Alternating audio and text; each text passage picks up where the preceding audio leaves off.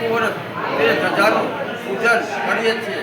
આ વખતે અમારી ઉપર માતાજીની અનન્ય કૃપા થઈ તો ભાદરવા મહિનામાં અમે મોટા પરિવારના સર્વ પિતૃ મોક્ષ અર્થે અમે શ્રીમદ ભાગવત સપ્તાહનું આયોજન કર્યું અને આ વખતે જ્યારે અમોએ સંઘ કાઢ્યો ત્યારે અમારી ઉપર ભગવાનની અને માતાજીની એવી અનન્ય કૃપા થઈ કે અમારા ઘરમાં જ જેવી રીતે ગણપતિ દાદાની ધજા આવી એ અમને ખબર નથી અને આ વખતથી અમે 6 ધજા લાવ્યા છીએ।